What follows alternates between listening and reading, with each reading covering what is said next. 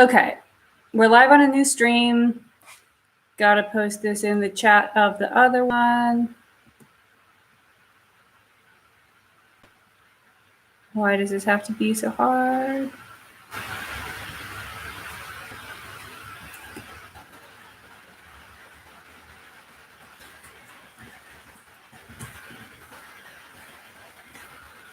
Okay, and I have to post a new link on Twitter.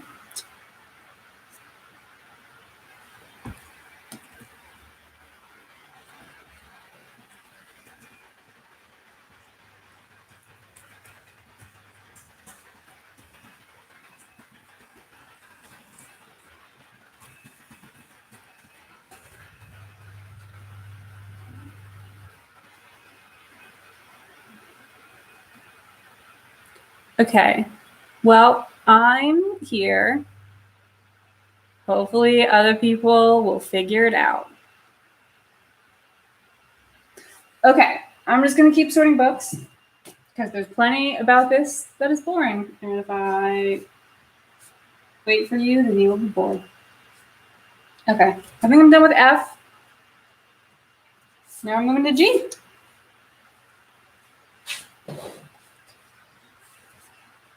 Okay.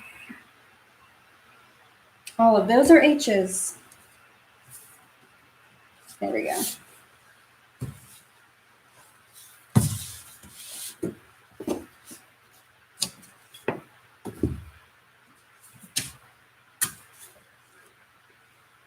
Oh, so you guys can't see any of that. There we go.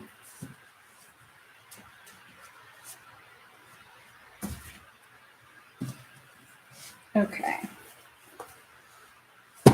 So I know that Guojing is at the end. Let's stick you over here. Okay. And Gaskell's probably first.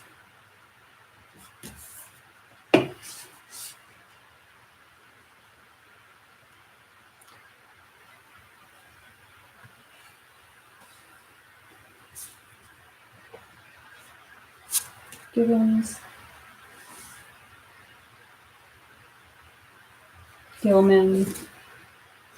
Grimm.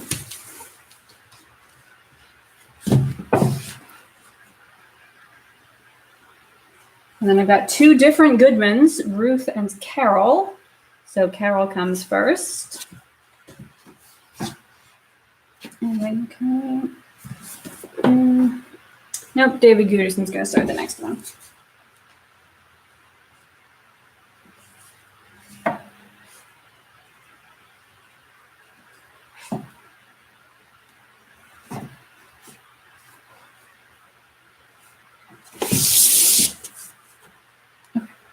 Oh, sorry.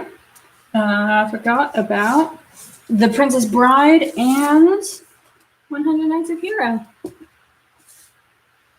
So Goldman.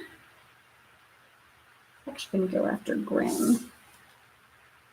And Greenberg's actually going to go before. Okay, you've been demoted, Ruth. Oh, my copy of 100 Nights of Hero is particularly special because there was a publishing error and the cover is on upside down. I got a discount for it when I bought it. I bought this actually at, I think, Foyles in London. Yeah, they gave me a discount even though I think it's special. Okay. Greenberg, Grimm, Goldman, then Goodman. If I make alphabetical mistakes, will someone please tell me?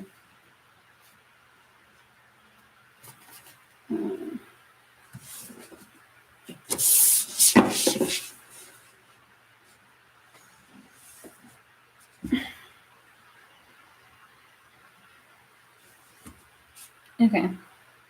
My H section is much more manageable. We got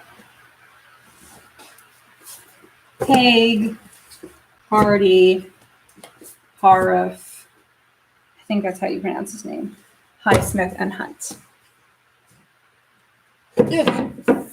Yes, I only own one physical copy of a Thomas Hardy book, and that is his complete poems. Thomas Hardy is public domain, which means you can read him for free online. Okay, now we're kind of moving over. I'm going to grab books from this section and put it over here. So now we're on I. I don't have a lot of I's. It's maybe just Kazuo Ishiguro.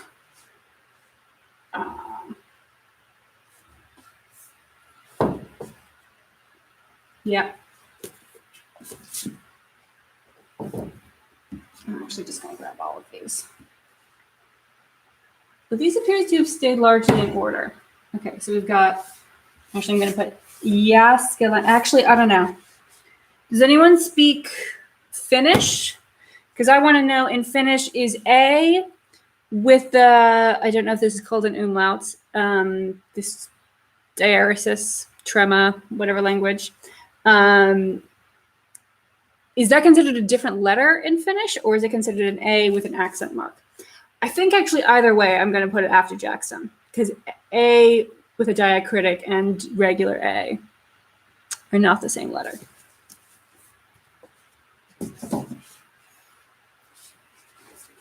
Okay. And then Joyce, K, Keenan, Kingsnorth. That's the J's and the K's.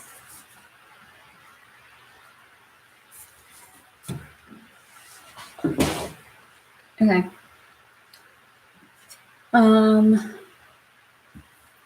Now I think L, M, and N all kind of got mushed together. I don't know why I did that, because there's a lot of them. Okay, so we got Morrison. No, wait, let's start with our L's. We got Lawrence and LaRue. That's maybe it. Yeah, we're good. Okay, now M. Let's see, M-A, we got Mantle and McGuire.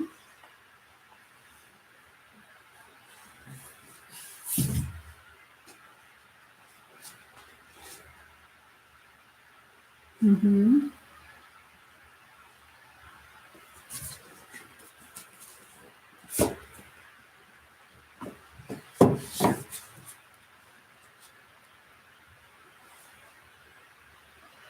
Okay, that one's full. We're gonna scoot over to my short, wide shelf.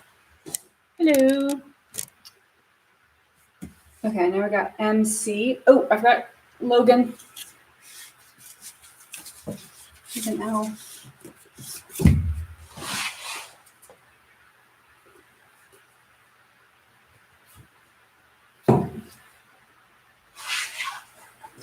Okay, so we got two different McCullochs, Colleen and Gretchen, and then McWhorter. And then we got a whole bunch of MOs. Okay, Morton, Morrison, Morgenstern. Okay, Morgenstern, then Morrison, then Morton. Okay. Does anyone know Toni Morrison's publication order? I've got Beloved, Sula, Jazz, and God Help the Child. Who is that Death Note? See, that is Death Note that you see. Yeah, I have not read it. I watched the first, maybe third of the anime, and then I kind of decided I wanted to read it, and so I got it, and I still haven't actually read it. I'm working on that. Okay, hello, I love your channel. I was wondering if you have any tips for reader's block. I do not have reader's block because I do not attempt to fight reader's block. You know, if reading is going to make you unhappy, you shouldn't do it unless it's like required for your school. And then even then, maybe still you shouldn't do it if it's going to make you truly unhappy. But yeah, I do not force myself to read if I don't want to read. I do understand being in the situation where, like, you sort of want to experience the feeling of having read something, but you don't actually want to read it. And then I would say audiobooks are good to change things up, like change up your format. So I know that can be kind of expensive. So hopefully you have a good library system. So yeah, switching from physical to audiobook can help. You might feel a little bit self-conscious about this one, but like reading it out loud to somebody, if you live with someone and they are willing to listen to you read a book to them, it can be more fun to experience a book with someone else. You could also try listening to an audiobook with someone else, physically at the same time, as opposed to buddy reading where you're kind of doing it separately. Because if you're buddy reading a book and you also don't want to read, now you're just also dealing with the guilt of of letting down your buddy.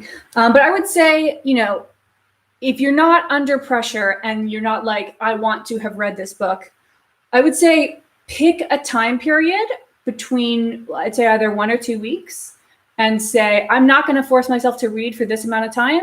And at the end of that 1 or 2 weeks, I'm going to reevaluate how I feel. And, it's quite possible that that break will have been helpful. But yeah, I'd say don't fight reader's block. There are plenty of things in the world to do. Do the things that you are enjoying. Don't read just because you have a BookTube channel. There's lots of videos you can make that don't require you to have recently read a book. You can do tags about, the types of genres that you like, or, about old books that you've read, or just about pretty book covers. Yeah, that's my advice on reader's block.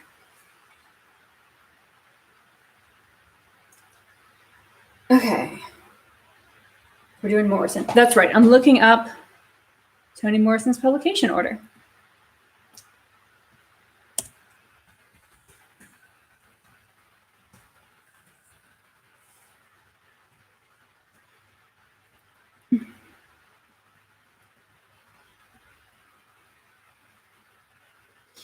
Okay, Sula is first. Okay, so I'm definitely not in the right order.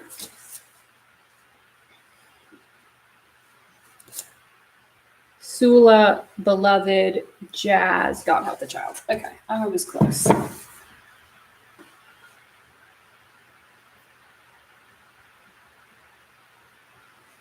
And okay, then I'm pretty sure I can do hers from memory because I was alive for the entire period of her publication history, but that is not true for Toni Morrison. So I can't keep track. Okay, so there we're going. House at Riverton, Forgotten Garden, Distant Hours, Secret Keeper, Lake House. Wasn't even hard. Netzer and Novik. Those are the ends. Okay. At some point, we're going to have to come up here and do the Bard Shrine. I think I'll do the lower ones first. Okay. So now we're moving on to O. It should be pretty easy. It's just Orwell, Owen, and Ovid. QRSTUVW. I got this. Back here, it's 3 a.m. in Australia on Sunday morning. Oh, I'm so sorry for making you stay up late, John. Yeah, I tried to pick a time that, I was kind of thinking about doing this Friday evening for me, but I realized most of my American people would be at work. So I decided to do this on Saturday so that most people could join me, but I realized this is not helpful for those of you in the Hesperides, the Antipodes. So I'm so sorry. If I did live shows more frequently, I would make sure that I staggered them so that sometimes Australia and New Zealand could say hi, but I do one live stream a year. So I'm just trying to get Europe and the Americas. Okay. We did O. Now we do P. Okay, so I believe all of my... Oh, no, wait. Oba. Sorry. You go in there. I know that there's an H in Oba, but I don't remember if it comes before or after the B. In fact, it comes nowhere because Oba is a Japanese name. Does it honestly not have the author's name on this? Oh my god. I have a fancy whole box set. Okay. Of Death Note. They're all in here. I don't have the black edition. I have like the original publications. I know the black edition is, I think technically kind of prettier or something. It's fancier looking. But here's the secret, guys. The black editions, they combine 2 volumes into one. In this edition, all the volumes are separate, which means on Goodreads, it looks like you've read twice as many books. Okay, so how do you spell the author's name? OHBA.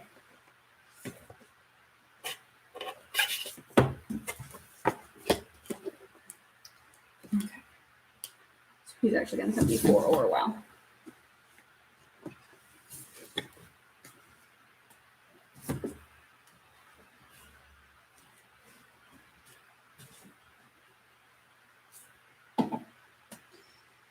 Okay, now I believe I have put all of my Pratchett. Oh my gosh, they're keeping more O's. I've got O'Connor and Oyeyemi. I know I have 2 Oyeyemis. Okay, these are the last of the O's.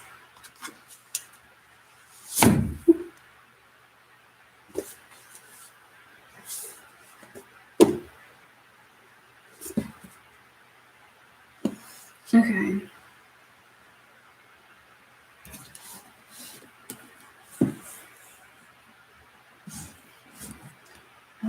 Oyeyemi's definitely going in O's.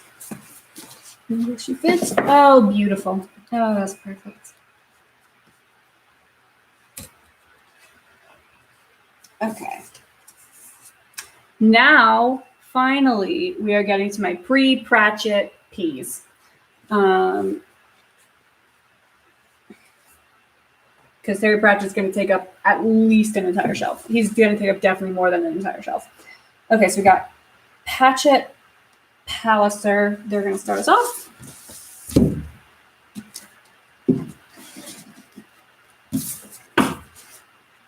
And then Perry, Pinborough. Oh, Philip Pullman comes after Pratchett. Oh dear, what have I done?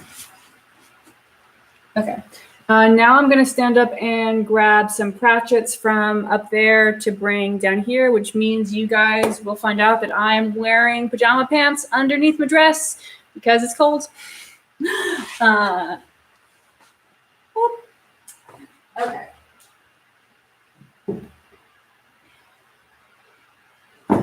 Okay, I might actually be up here for a while because I have to find the, or actually, no, I think I might just move them all down here.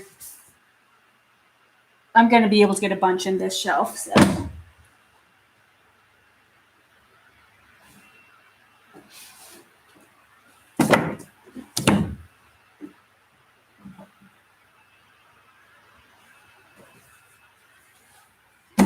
I'm not going to move City Watch. I don't think they'll fit.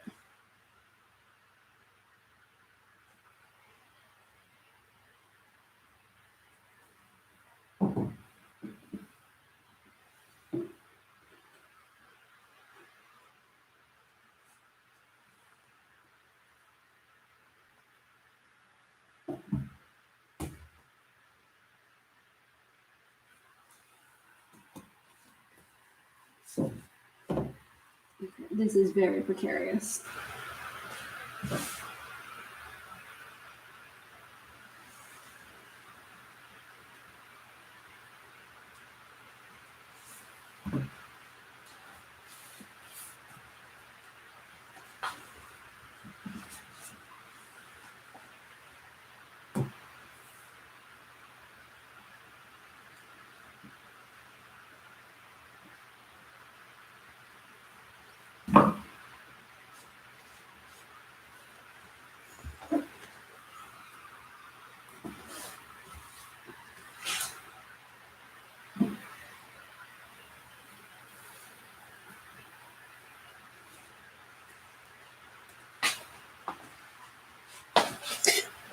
Okay.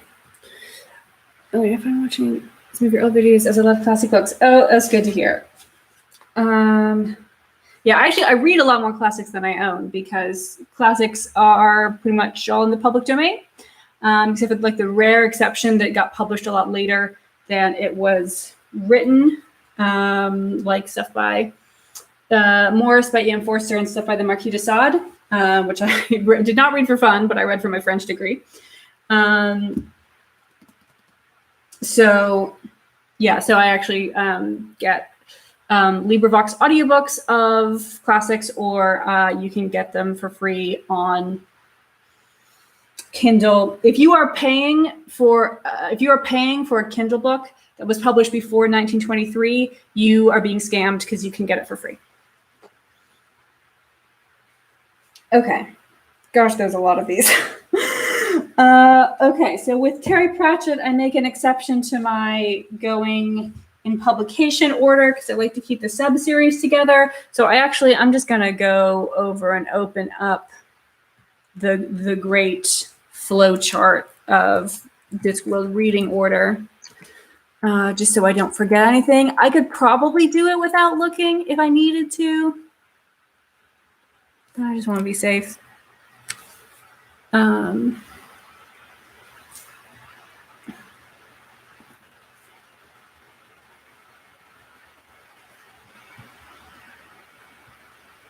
Yeah. Okay, yeah, so I start with Rincewind, and then I move to Witches, and then I do Tiffany. So the order that you put the sub-series in doesn't matter that much. Okay, I know I had a bunch of Rincewind somewhere. Oh, they're all the way at the bottom, of course.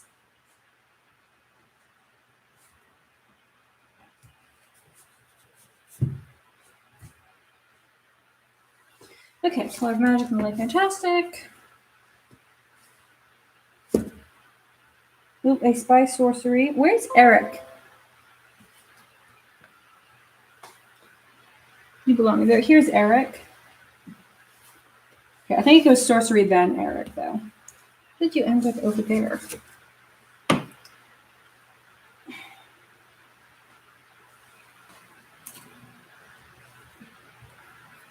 Okay. Sorcery, Eric, Interesting Times, Last Consonant, and then Last Consonant, lol. Last Consonant, and Unsonic Dimples.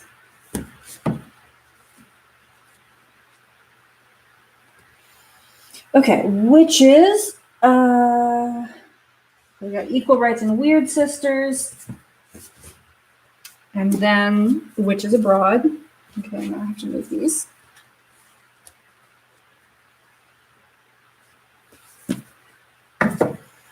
Okay, and now I think I want Lords and Ladies. I found Masquerade, which comes after Lords and Ladies. What on earth order did I put these in when I was packing? Nobody knows. Okay. Lords and Ladies, Masquerade, and then Carpe Jugulin was somewhere completely different.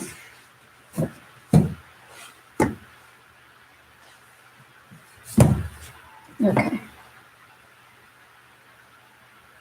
Now we want Tiffany.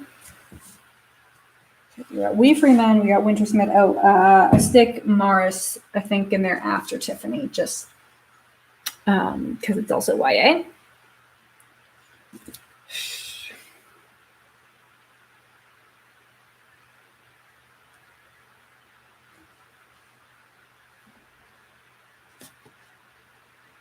Oh, I did bring down some of the City Watch.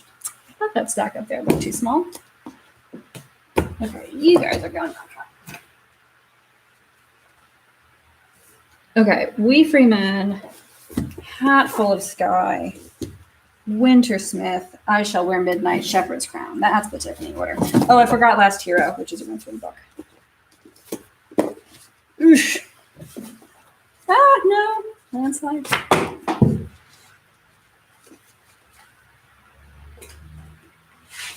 Okay.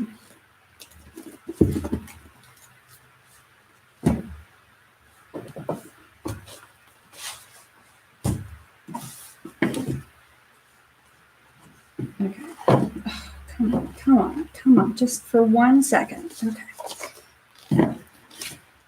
There's the YA set, and we're going to move Last Hero. I think it's between Interesting Times and Last Consonant. Does it fit? Oh my gosh, it does fit on the shorter bookshelf. Great. Normally I have to turn this guy over. He's too tall.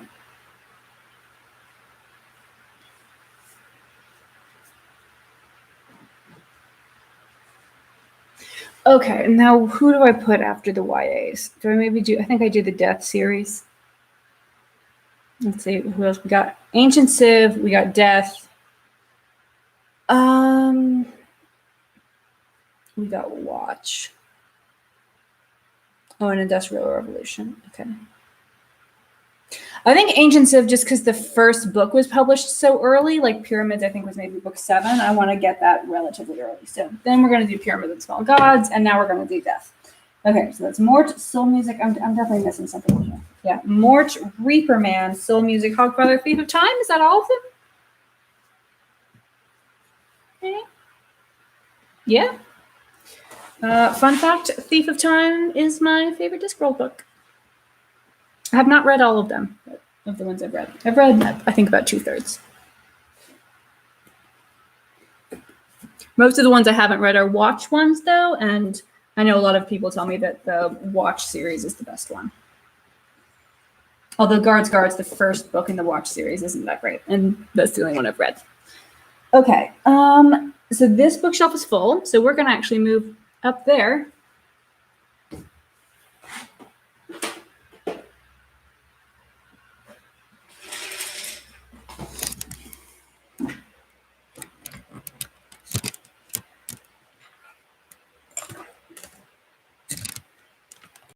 Check that out.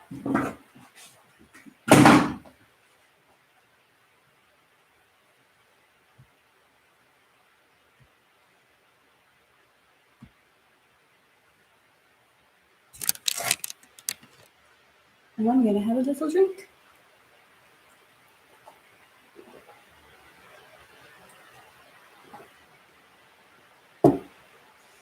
Okay. So we left off with Thief of Time, who belongs up here.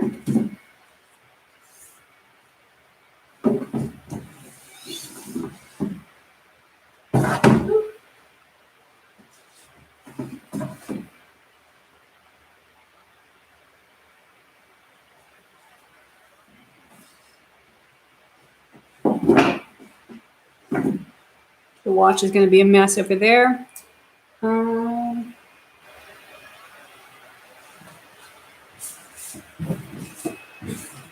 Okay, so now I've just got all the little guys. Oh, this is all Industrial Revolution, actually. Okay, so Industrial Revolution, that goes Moving Pictures, The Truth, Monstrous Regiment, which is not what books are under your doll.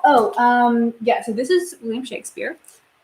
These are my collection of Yale Shakespeare copies of Shakespeare plays. This area of the bookshelf is called the Bard Shrine. It is a shrine to Bard. And I'm going to sort those out probably after I finish Pratchett. Okay. Yeah, Monstrous Regiment is not actually about anything to do with an Industrial Revolution, but we have nowhere else to put it. And William de Worde shows up and he's in the truth. So, you know, it works. And then Moist. I'm actually currently reading Raising Steam.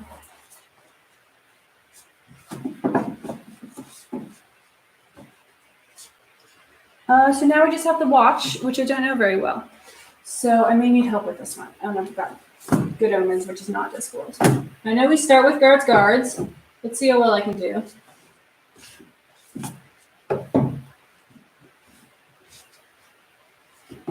Okay, Guards, Men-at-Arms is definitely next. And then I'm going to hope that I just kept these in the right order, and it's Feet of Clay that comes next. Snuff is pretty late, I know. And then I think we got...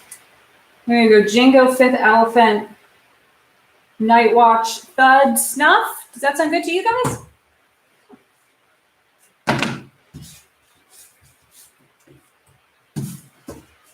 Let me double check.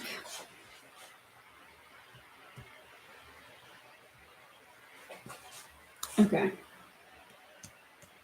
Watch. Guards, Men-at-Arms, Feet of Clay, Jingo, Fifth Elephant, Night Watch, Thud, Snuff. Great. And Where's My Cow goes with Thud. This is a children's book. which is it is a book that appears in the novel side. Okay. And then my non-Discworld Pratchett is going at the ends.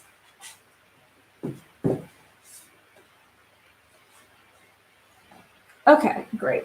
I'm going to throw out these last couple P's, and then we'll do Shakespeare.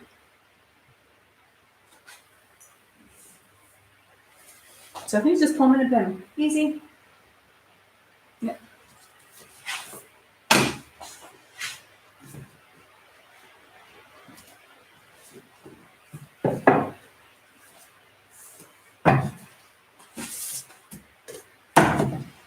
Right, okay. So here we're going to scooch over a little bit and work on the Bard Shrine. I have to move this pencil. Yeah, so I've got my Yales and I've got my 2 analytical books, Shakespeare After All by Marjorie Garber and Shakesqueer by a lot of people.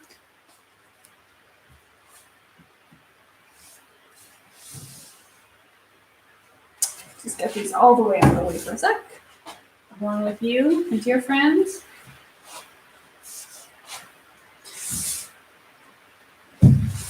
Now, when I packed these, I do think I kept them in relatively the right order. So, but we definitely don't want to start with measure for measure. Okay, maybe I didn't. No, I definitely did not. Okay, we're screwed. I don't think I can do a Shakespeare chronology from memory.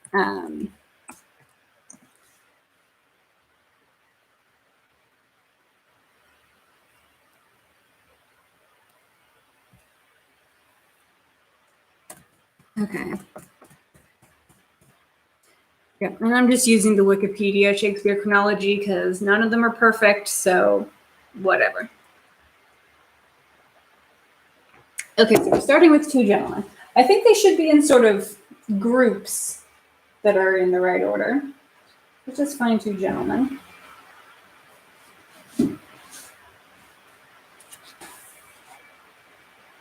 Here you are. No, it says 2 gentlemen, then Romeo and Juliet. Okay, that's definitely not right. Okay, we're going to be doing this one play at a time. So we're doing 2 gentlemen, Taming of the Shrew, and then the Henry VI plays.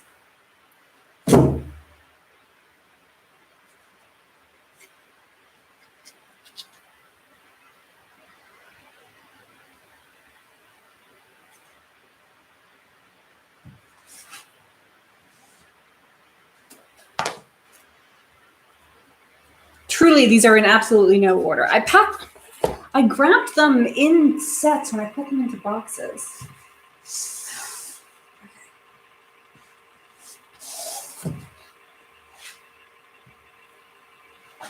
What play is coming up next on the BBC? Oh, yeah, okay. So I'm probably gonna have to include this in a different video, not the middle of a live stream. So next play is Richard III.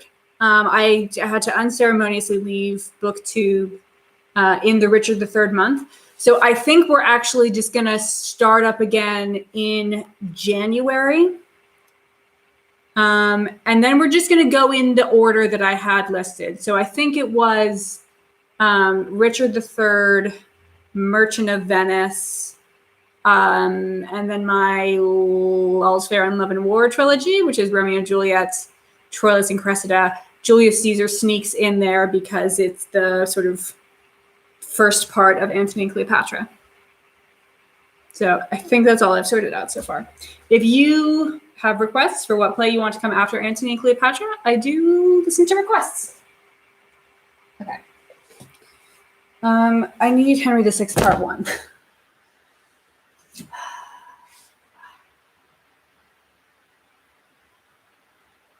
That's Henry IV Part 1.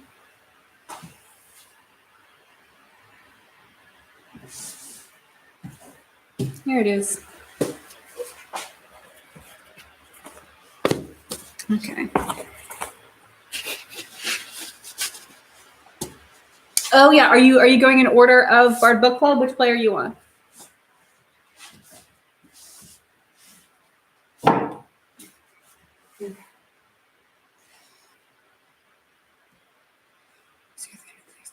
Titus. Oh, Titus actually comes before Richard. Interesting. Titus, Richard 3, Comedy of Errors.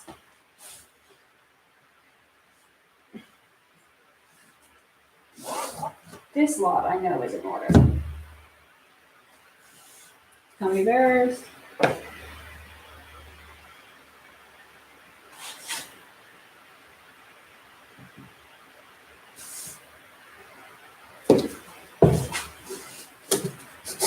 Yeah, I did actually start reading Richard III. Oh, it still has my bookmark in it.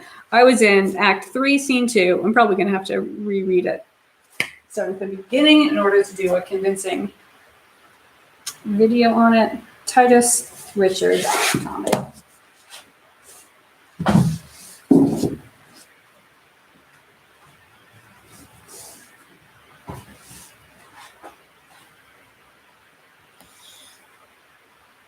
Okay. Now we're doing Richard II, Romeo and Juliet, Midsummer, King John. Richard II, Romeo and Juliet. Ooh, did we get a good order here? Romeo and Juliet, Midsummer, King John, Merchant of Venice? Perfect.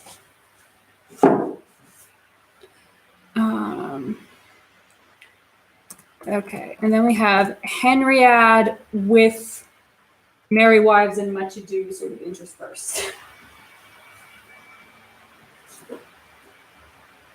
Oh wait, was Love Slippers Lost supposed to be in there? That comes after Comedy of Errors. Okay, Henriade with Merry Wives and Much Ado.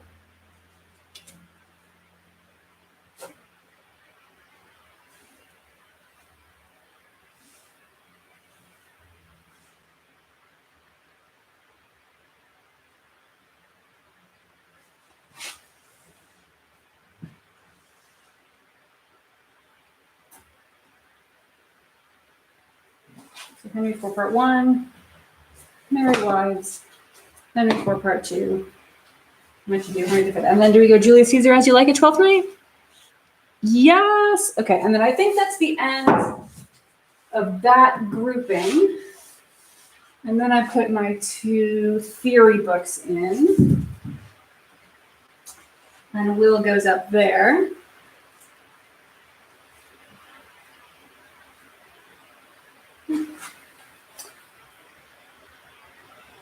I'm doing the ones that interested me. So the most recent one was Coriolanus, but I enjoy your videos even if I haven't read the plays yet.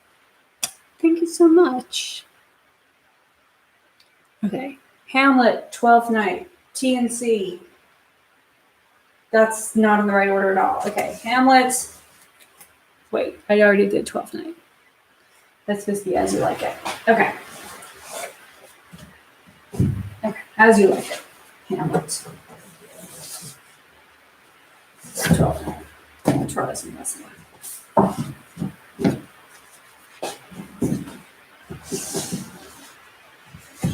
I need to scooch this bookshelf over a little bit so we don't lose anybody in between them.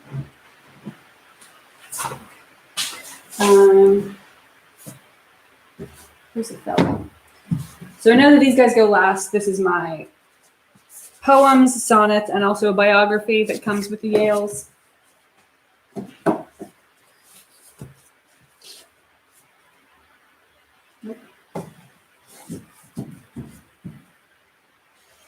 I can't remember if these all actually fit if I put the theory books in there. How many plays did he write, please? Okay, this is for some amount of controversy, somewhere between 38 and 41. It depends on if you want to count Edward II and Two Noble Kinsmen, which if he wrote were written later in his career and were collaborations with another author. They do not appear in the first folio. Which is why they often not counted. However, Pericles is also not in the first folio, but it's often counted as one of Shakespeare's plays. He also did a contribution to a play called Sir Thomas More, which was a collaboration between multiple writers. He probably only wrote 1 or 2 scenes, which had already been outlined by somebody else. So I don't really consider that to be a Shakespeare play because he wrote, like less than a quarter of it. When I was doing my complete works read through, I did make sure to read Edward III and Two Noble Kinsmen, because he probably largely wrote them. Okay.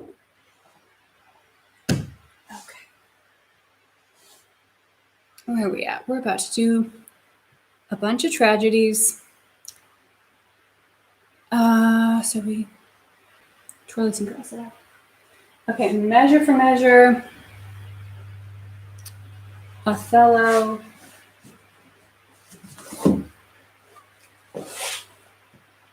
All's Well, King Lear. Oh my God. I didn't know Macbeth was so late. King Lear, Timon, Macbeth.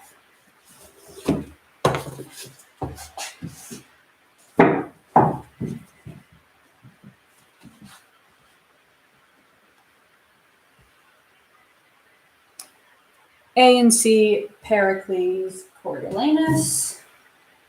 Perfect. Okay, and then we should have Winter's Tale, Cymbeline, Tempest, Henry. Perfect.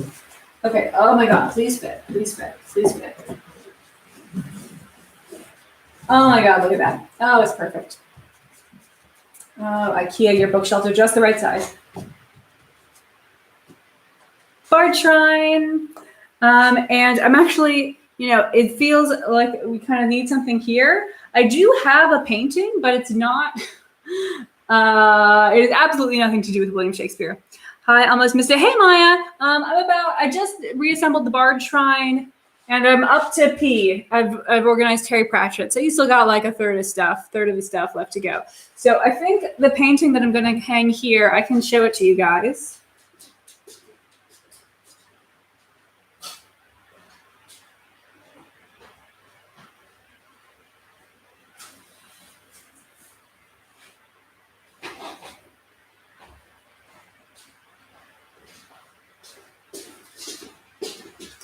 Yeah, so it's this.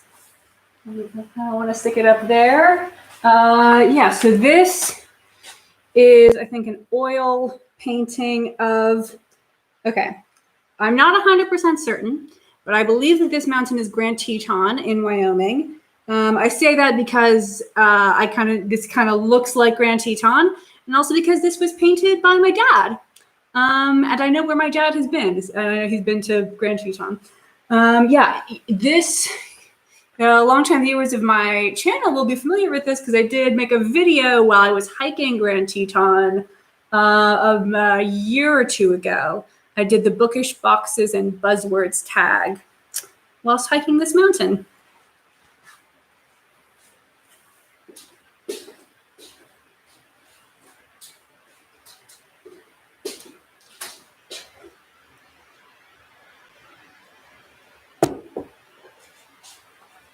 Okay. I'm going to switch over here.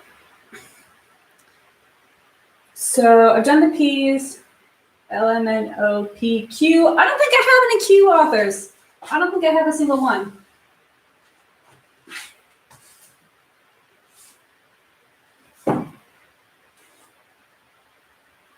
Nope. So on to R, which does mean J.K. Rowling. Let's not talk about it. What did you study in college? Was it French? Yeah, so I did a double major in French and ancient Greek. I went to William and Mary, which didn't require concentrations, but I kind of did a concentration in French. Like the subject that I took the most classes in was early modern court culture. So if you want to talk about Versailles, I'm here. Let's see. Where did it go? Dijon. Yeah. This is actually one of the books that I read for my degree. This is L'Histoire de la Marquise Marquis de Banneville, which is a transgender love story set and written in 17th century France. And this edition was also edited by my sort of academic grandmother. My major advisor was Julia Pacini, and her her thesis advisor when she was doing her dissertation advisor when she was doing her PhD was Joan Dijon, who edited this book.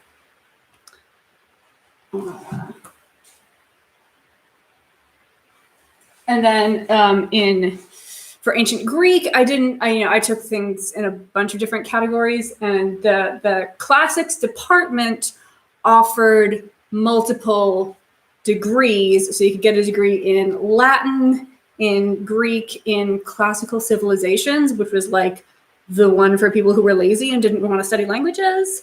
And then classical archaeology, which was an interdisciplinary major with the anthropology department. So I did ancient Greek. I truly do not know why that happened. I took ancient Greek like for fun my first semester. I ended up doing a study abroad program in Syracuse in Sicily, where I took some more classes courses there. I kind of kept going with ancient Greek just because you need credits. And then I realized that by the time I started my sophomore year, I was going to be halfway done with the Greek major, so might as well. I was briefly thinking about maybe, doing the work for a Greek major, but not actually putting it on my degree, because I was considering maybe doing a minor in linguistics. And William & Mary lets you can either double major or you can major and minor, but you can't do more than double major, because they know that we would then all kill ourselves. So you have to do a special petition to get a minor added to your double major. And since no one's getting a job with a degree in ancient Greek, I thought I might just do linguistics. But I took one course in linguistics, and oh my God,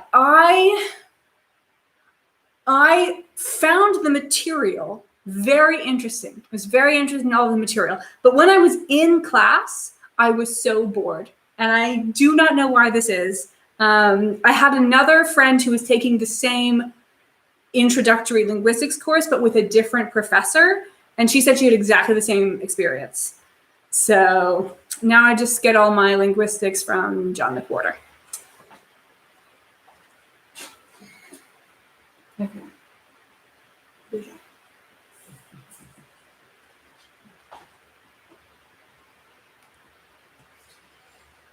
Okay, so now we're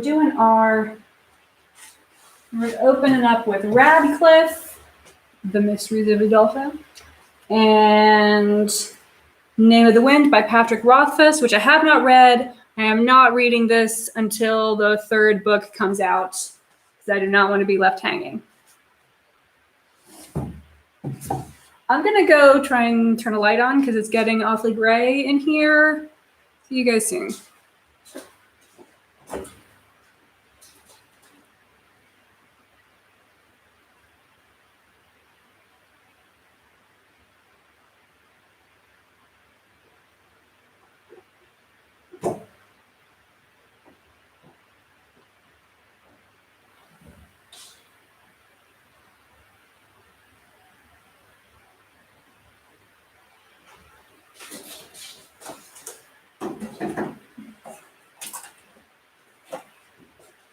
Okay, this is actually my depression lamp, so it might be a bit much. Let's see. The cord is also not very long. Is that making anything better? Well, it's certainly more dramatic. Okay, let me know if this is better. I could also try moving it to the other side. Yeah, I think I'm actually going to do that.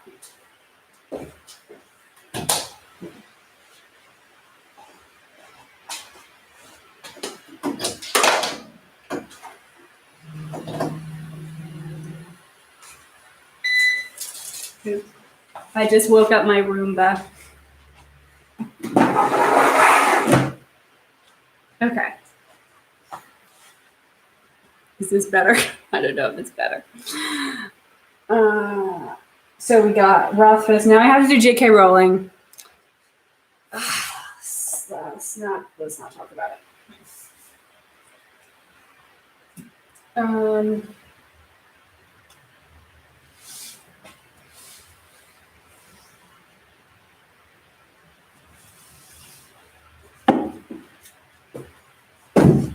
Okay. Potter 1, Harry Potter 2. Harry Potter 3, objectively the best Harry Potter. I will fight you. Crash Course has started a linguistics series. It looks interesting. I watched a couple episodes of Crash Course Linguistics. The presenter seems very bored with the material.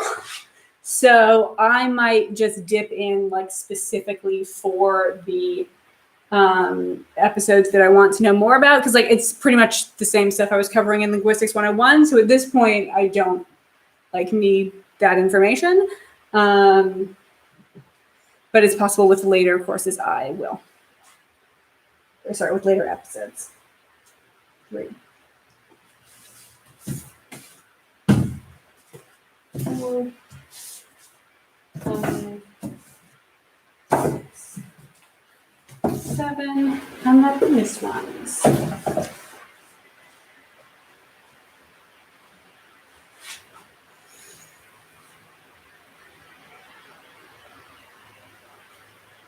Okay, I think that's all for R.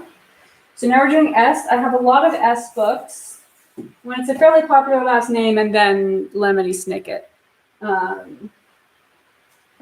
I own, let's see, how many Lemony Snicket books do I own? There's 15 associated with the original one, and then I own another 4. So I own 19 books by Lemony Snicket. Okay, so let's sort out everyone before SN. So we got Saunders, Samatar, Sepetys, Setterfield. After.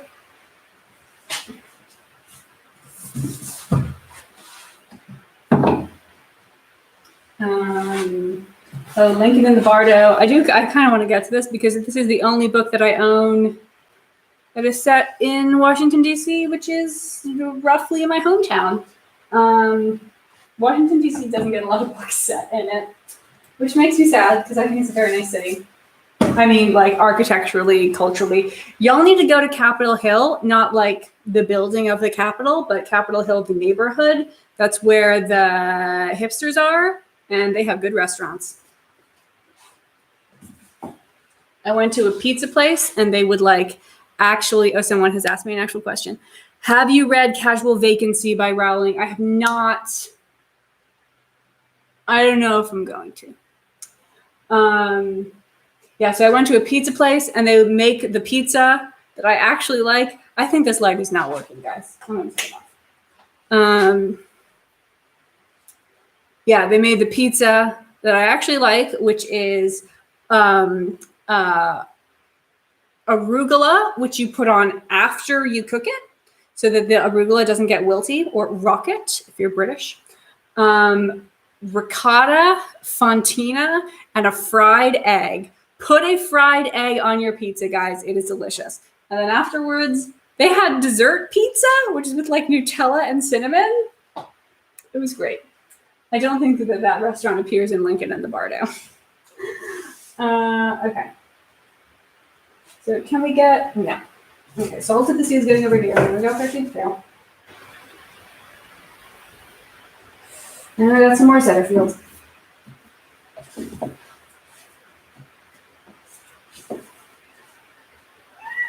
Oh, it's my kitty.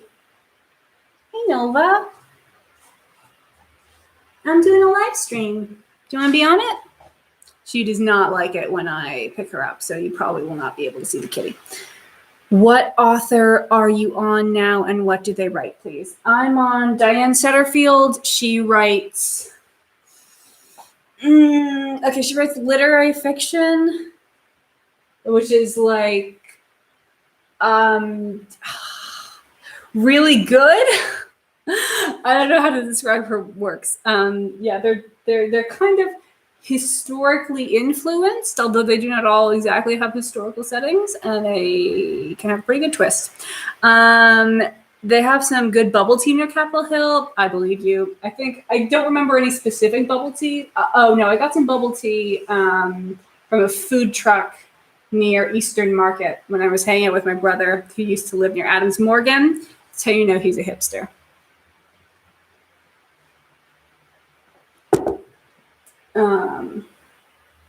Okay, so we did Diane Setterfield. Do we have anybody else before Snicket? We got Dodie Smith. Nope, Neil Stevenson and Emily St. John Mandel are after Snicket. Okay, what else are we doing? Oh, who was that? Oh, that's Susan Sontag. She comes after him. Okay, so now we're doing all the Snickets.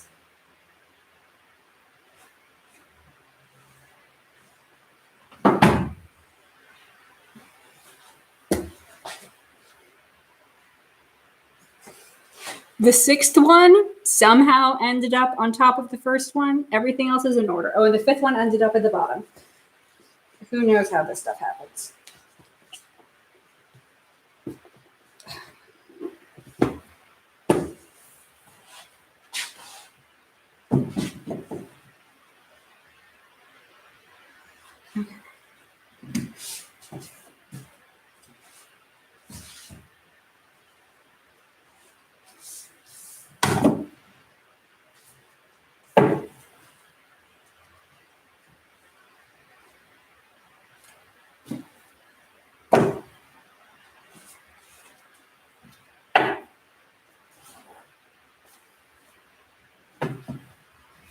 Oop, yes, this letters just fits. Perfect.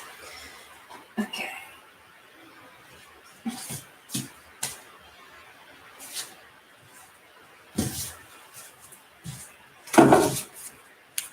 Okay, I think it's time for us to scooch on down.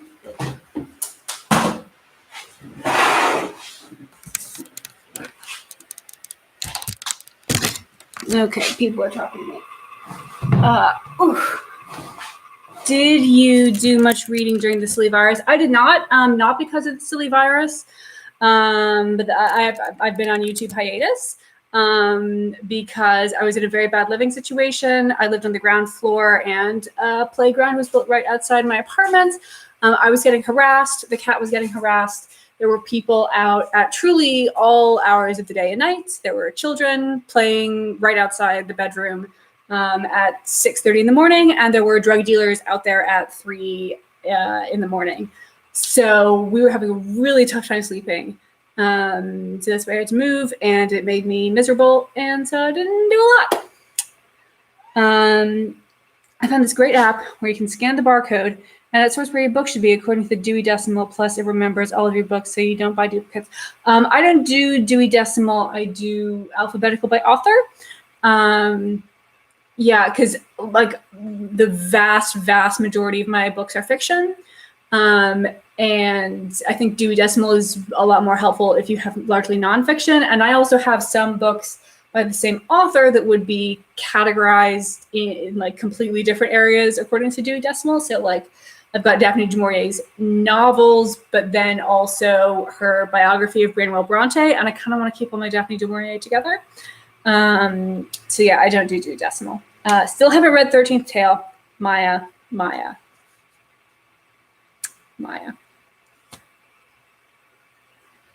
I don't know what you're doing with your life. You will love it so much. You're only damaging yourself. Yeah, Atticus the Anglophile says 13th Tale is amazing.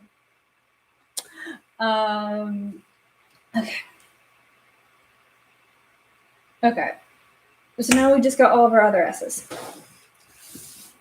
There's not that many of them. Here we go. Nope, Midori Snyder. This is quite possibly the book that I've owned for the longest and have not read. The Innamorati. I don't think anybody else has ever heard of it. I don't even remember what it's about anymore. It's in a city called Labyrinto, which I think is inspired by like Renaissance Venice or early modern Venice. And there's also a labyrinth, and there's 4 kind of crazy people who go in and like find themselves or something, but it's also very weird. It's blurred by Charles DeLint and Emma Bull. If that gives you any ideas.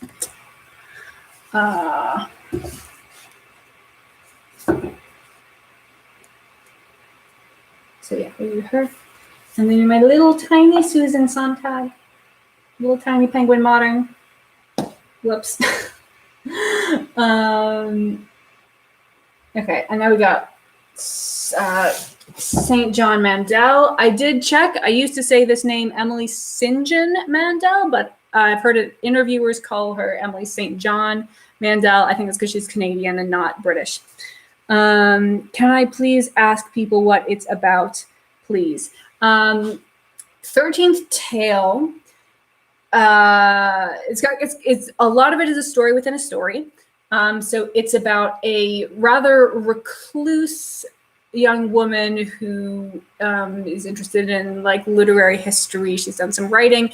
And one day, kind of out of the blue, she gets a letter from a extremely big name published author who is notorious for giving like false autobiographical facts.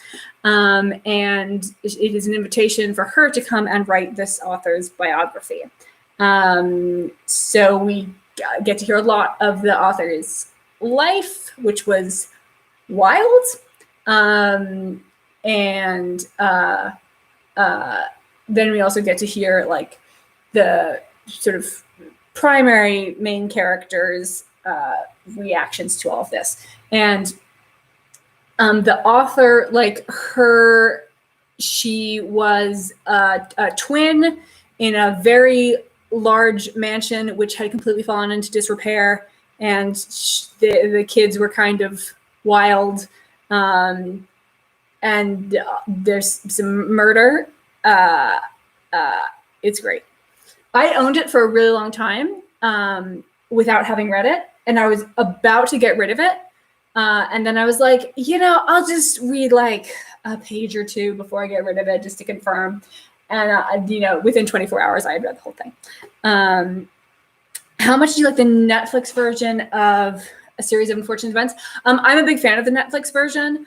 I like the aesthetic. I wish they had had a bigger budget. But I was really pleased that Daniel Hannan than the book series, which I know is potentially blasphemous. But it's pretty clear, the second time you read through the books, it's pretty clear that Daniel Handler did not really know what was going on when he was writing the first couple. And so in later books, he was able to integrate, when he rewrote the first couple stories, basically for the TV show, he was able to tie them in better. And you also get a lot more information about the adults. And I think this is a middle grade series. I think the Netflix series is pitched for an older audience, which I am. So yeah, I'm a big fan of the Netflix series. I don't love the film, which I did see, but for all the reasons that people don't like the film, I don't like it as much. Okay. Neal Stephenson, no relation.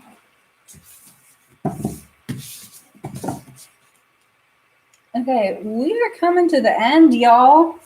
We're on the final shelf. I'm sorry, but I must go. It's 3:50. Yes. Oh my God, go. Don't let me destroy your sleep. Have a good night, John. Okay.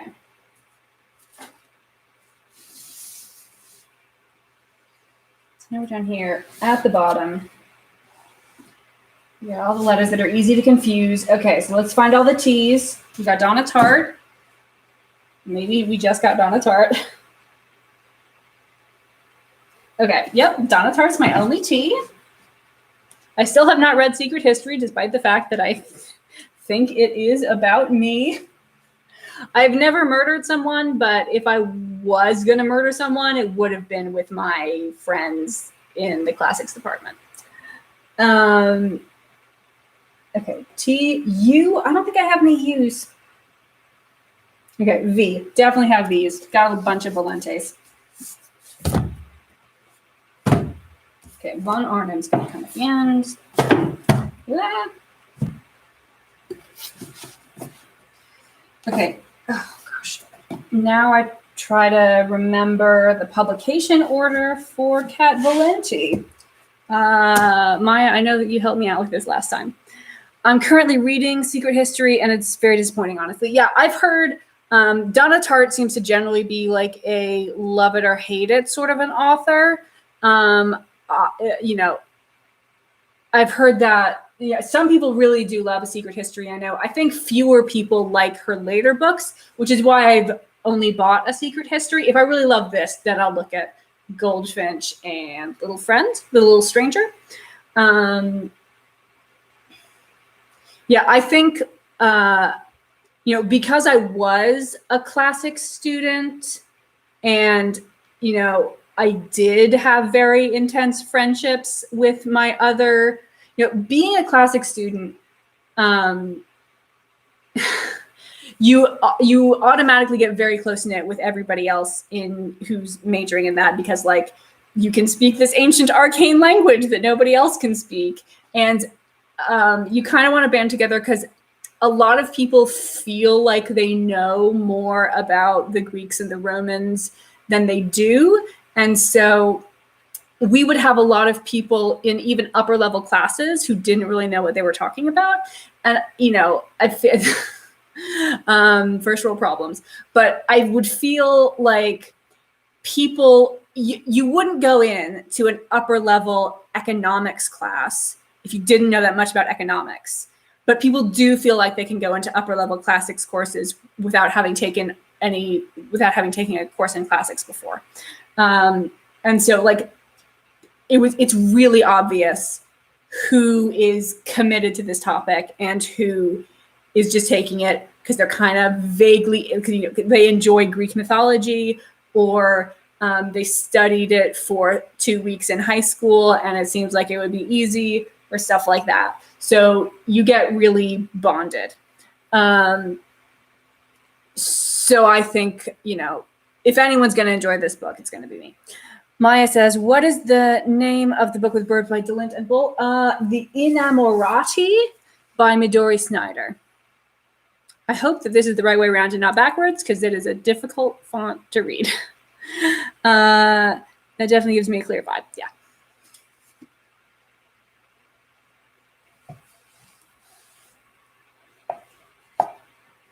It is a Tor publication, if that makes it easier for you to find. Okay, I'm looking up Cat Valenti and her publication order.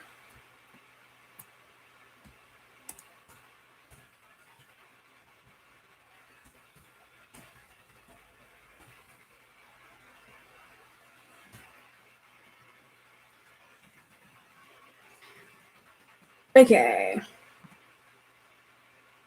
She writes so much. We got Deathless, Radiance. That's the order for the novels.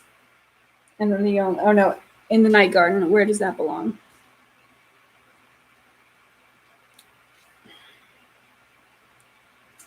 Okay, that is not listed amongst her novels.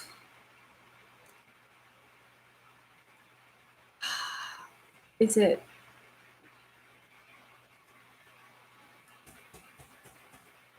Okay. Is it under novellas? It's not a novella. I don't know what's going on. Okay, so the first Orphan's Tale book was published in this is so hard. It was published in 2006. Okay. Deathless was published in 2011, so that comes afterwards. Radiance is 2015, and then the first Fairyland book is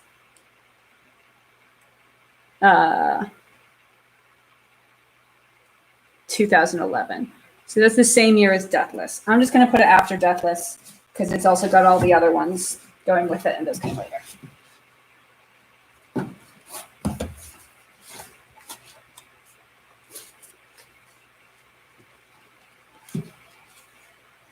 Okay.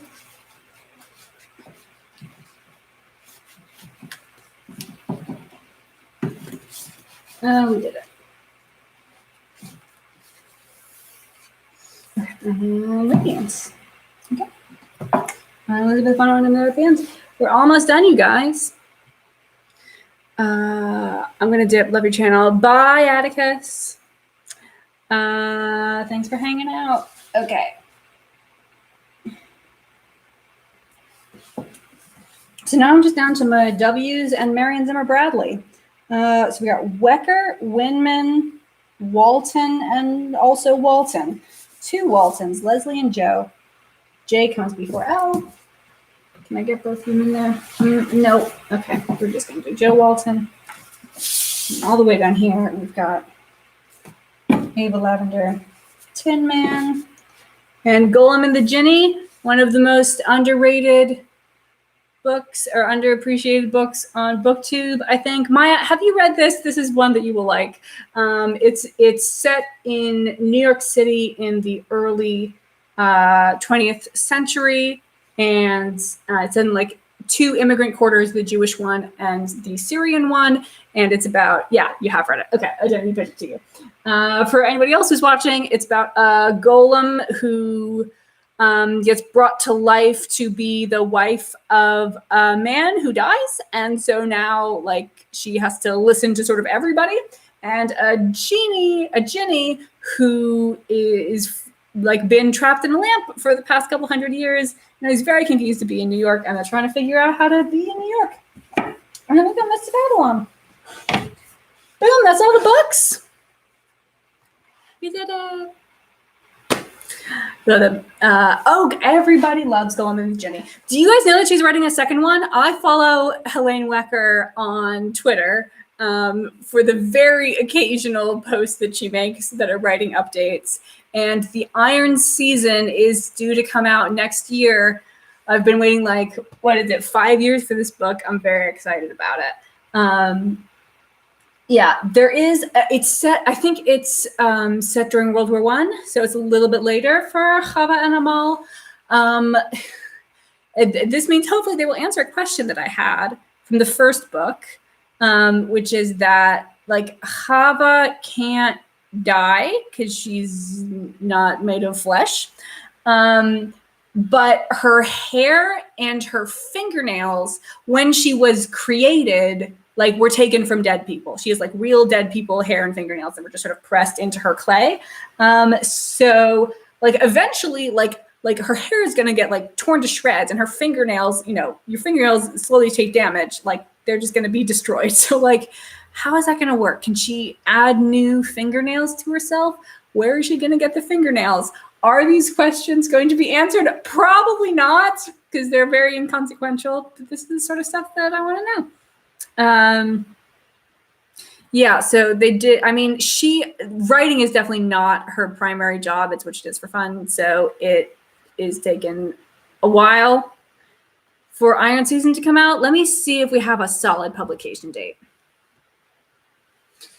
So I am planning to do a reread of Golem and the Ginny in time for that.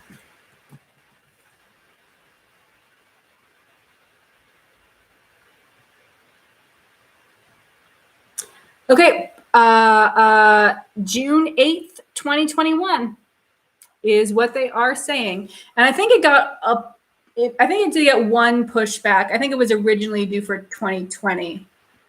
But then back in 2018, it got pushed back to 2021. So I don't think it's, oh, okay.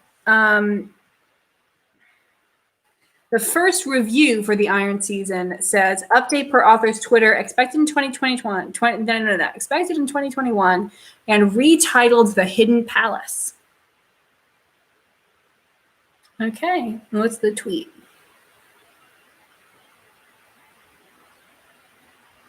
Okay.